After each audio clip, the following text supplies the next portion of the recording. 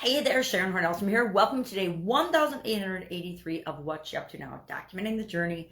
Originally in 2017, 2018, when I came from the offline brick and mortar corporate world of businesses to the online world of business, I started to document every day, mainly because I was afraid to do video, what I was doing, what was working, what wasn't. So early on, there's a lot of trial and error, things that I tried that worked and things that I tried that absolutely blew up in my face and didn't work at all.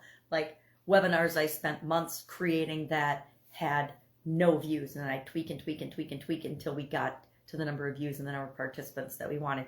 But the first few, epic failures. Courses that I created, a summit that I did, all kinds of things that I've done online, all kinds of rabbit holes that I went down that I probably didn't need to, but it was part of my journey, part of the path, part of the lesson I needed to learn, that I needed to focus and do what felt right and is right for me, not what every other guru online is saying, because there are thousands and thousands of them, and you could spend your whole life tracking them and tracing them and trying to do what they're doing, only to find out that it's not the right thing for you. So I got pretty good at, I thought I didn't waste. I spent a year learning and growing and figuring out what was and wasn't right for me. I found that I was following a lot of people that were awesome people. They still are awesome people, but it wasn't the right thing, or it wasn't the next thing that I needed. And I learned that it's really powerful to say, okay, what is the next thing I need to do? Not, all these cool things I want to learn. And I actually keep a notebook of things that come up that I'm interested in that I might consider looking into or doing later on. And then I just focus on what is the next thing that I need to do. And I do the next thing. So right now we're doing this year's annual challenge, which is the Get Your Goals annual challenge.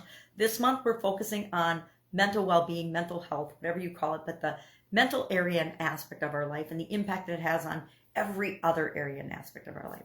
So today's topic is mental core values. What is your most important number one mental core value? And it could be anything. It could be mindfulness, self-awareness, self-love, self-respect, balance, decision-making, whatever it is for you, thoughts, beliefs. It could be anything. What is your core value?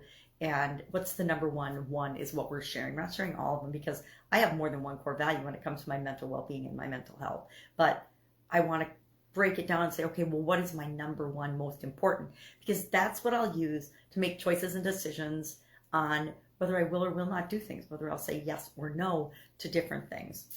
It helps us with our decision making. It helps to just make our life simpler. The better we know ourselves, the more self-aware we are, I guess, the better we are at choosing and saying yes and no to things. What's right for us is a yes. What's not right for us right now is a no, or maybe someday, but not right now. Right? A no isn't always a forever thing. It's a, hey, this isn't the right next thing that I need to do. Because if we don't focus on the next thing, we will spin our wheels and not get the things that we want to get done in our lifetime. Our idiom to go along with this today, because I'm trying to, for Supersize Your Business, pick an idiom that's kind of related to and ties to the topic of the annual challenge. Is it business related? No, not necessarily, but our life and who we are impacts our business and how we grow and supersize our business. Our businesses, it's a hard, cold fact that will never grow or develop or beyond us unless, of course, we step aside and get out of the way. So most of us don't want to step aside and get out of the way. We want to be involved. So that means we need to continue to grow and become a better version of ourselves and personally develop. That's what all last year's challenge was all about, was how do we automate becoming the best possible version of ourselves? And I think we successfully did that. And we put things in place so that even though last year's challenge is done, we're continuing because we've made those things automatic and habits to grow and become a better version of ourselves. And my hope for this year's challenge is that the same thing happens. To Get Your Goals challenge, we'll put pieces of the puzzle in place and tools and things so that going forward, getting your goals and getting what you want becomes automatic in all the different areas and aspects of your life. So that's it. That's what I'm working on. I'm obviously traveling today. This is not my usual location for video making. But if I can help you anyway, hit me up and ask. Otherwise, I'll be with you tomorrow. Mind over matter. Have an awesome day, and I'll see you soon.